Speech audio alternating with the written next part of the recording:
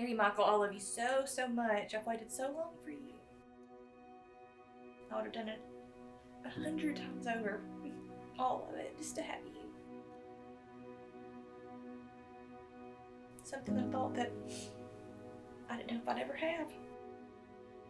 Because I'd had endometriosis and was diagnosed with that probably in my senior year in high school, so before I met Josh. And so I'd already had a surgery before I met Josh. So we knew right when we got married that we were probably going to have to start trying to have a baby if that was something that we wanted to do. And so we probably started trying pretty much right when we got married. So we waited a couple of years before we saw Dr. Robinette to take that step. At that point, we said, let's go ahead and start switch over to somebody with fertility. So we switched to the ARC clinic out of Birmingham, which they have a satellite office in Huntsville. And we did IUIs with them 2 to 3 times, and those did not work. And that was hard because we thought, well, you know, everybody had said that should work. We did another surgery with him. So they did another where they flushed my tubes and checked for the endometriosis, and mine was coming back pretty fast. I was like they graded like a 1 out of 5, and I was a 4 to 5. That was probably 2.5, 3 years after the initial surgery with Dr. Robinette, and kind of doing vitamins and I guess kind of flirting with it on the front end. After the surgery, we did another IUI, and then we kind of took a break because it was just a lot on us. It ended up being about an 8-year process, almost 9-year process, and between everything, we ended up seeing Dr. Harper because somebody said, why don't you try Dr. Harper? A lot of friends in ARAP had used him. Yeah, I have several clients who had successful fertility journeys, I guess, with the Huntsville Reproductive Medicine. We had looked at maybe just trying to do one in vitro fertilization round. A lot of times that's not successful, I guess, statistically. And so we got to thinking they have a lot of different packages, and so we decided to go with one that we would have at least a few tries with, and it happened to just take round 1. Yeah, so we scheduled an appointment, and we went in, and they did all the blood work, and everything looked good, and they said, you're good to go, we'll be able to start. So they got us on all the shots and all the medicines, and then that was scary because I do not like needles. Like, I'm the type you have to chase around the office. She's worse than a 3-year-old with needles. Every time we were able to make it to the next step. So we did the shots, and Josh gave them to me. The first night he came in there in the room, and he kind of had it like a dart, like he was gonna do it in her stomach. And so he had it like he was gonna do it like a dart. And right before he put it in, I was like, no, don't do it. So she would be, of course you had to do the alcohol swab, and she'd sit there and just, kind of. I wanted to numb, but you're just still get ready for it. Yeah. Because I didn't give any numbing stuff. After the shots, you do, I think we did about 15 days of shots, and then we go from shots to, we go in for a test and make sure everything's good, and they start looking at your follicles, and they look and see how many you have, make sure they're growing, they have to be a certain size, and then once you get there, you go for egg, so it's like your eggs, so they're egg retrieval, and that was the most painful out of everything I've had, that was the most painful. Yeah. It's worse than probably having her. And then you have 3 days that you wait, and so you're waiting to see how many they get, because they come in, they tell you that day how many they get, but they don't know how many are going to survive. How many are viable? Yeah, if they're big enough and all that. No, I think they retrieved 13 eggs, and then 10 of them fertilized adequately. Yeah. And then we had 6 strong embryos. And they called us back 5 days after that to tell us how many embryos. And then we go in, I think it was the 6th, the 7th day on a Saturday, and they do the implantation. So you go home, and I'm like, nobody can touch me for 2 weeks. It's like 2-week wait, like 10 days. And so I'm like nervous wreck. I didn't want to, I wanted to sit in the recliner, not move, because you just think, oh gosh, because you're just nervous because you're waiting for that call or waiting to go back in for them to do blood work to check your HCG level. And so that was a really hard time for me. I'll cry about that. That was hard. They let you leave, and they said, we'll call you in a couple hours and let you know. So you drive back from Huntsville, and you sit there, you go, in which our whole family's known, Josh's sister, my parents, and we work, at the office together. So everybody's really close-knit. So when I got that phone call, I was already crying because I didn't think, because I was bleeding a lot.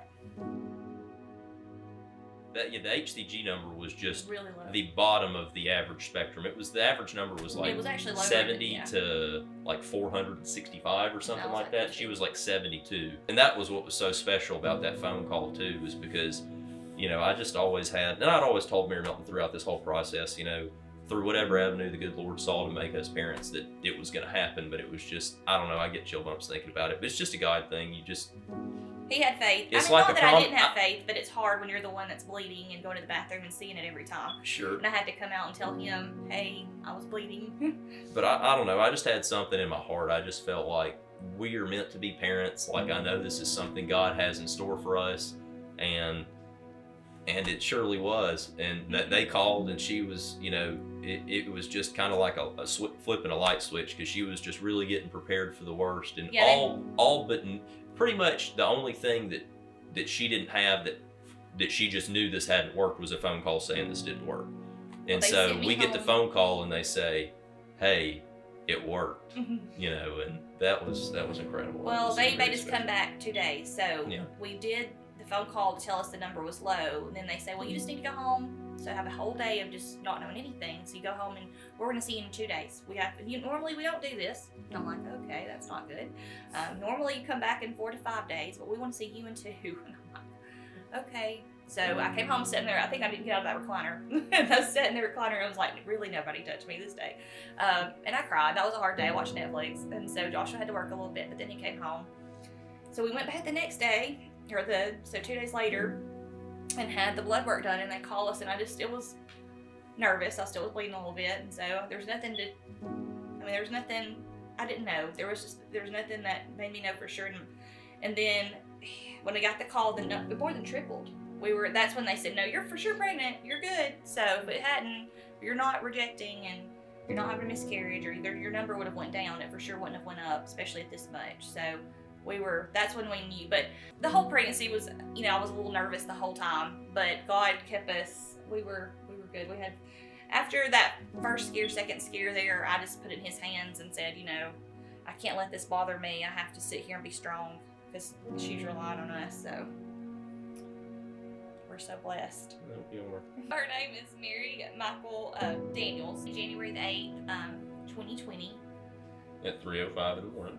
And she was 7 pounds 5 ounces. 19 inches long. Yes. I had so many people that blessed me with their story that I could, and even people I didn't know, that could be from, you know, not even from around here, or people that we did know too, that had sent me messages. So I thought, well, I want to share my story, because if somebody else is going through this and they're nervous, they're scared, they don't know, it's gonna be like me, you know, down. Some days you're down, some days you're excited, some days you get bad news, some days you get good news. So you have the ups and downs, and I wanted to show them that just have faith, don't give up.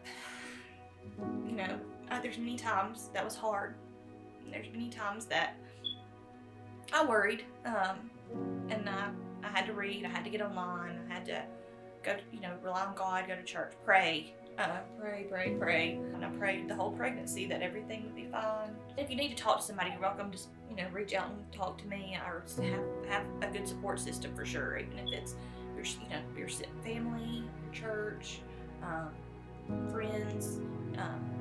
But it's good to talk. To me, it was good for me to be able to have that outlet of Facebook, Instagram, and have the support system I have, not only with my family, but for other people that had went through it. It really, really, really helped. Well, it's tough. It's so emotional. I think it's easy. A lot of people, you know, when they're going through something like that, they worry, you know, why am I causing this to not happen? Why, you know, they put it on themselves. And I guess, you know, looking at it from my perspective, you know, like Mary Milton was saying, I just always believed that we were going to be parents, and I had faith in that. And I didn't know that it was going to be through this avenue. I really had a lot of confidence in that, like I said, just that comforting, calm feeling in my heart leading up to that phone call when we found out for sure. But ultimately, I mean, it's one of those things. For us, we got married in 2010. You know, it's 2020. I mean, we didn't try actively to do in vitro and do all that stuff for a decade. But we were two married people who were ready to have a kid whenever the good Lord saw fit.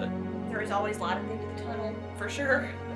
And I hope that they, from our story, can see that too. Not to give up, because I'm so glad we did.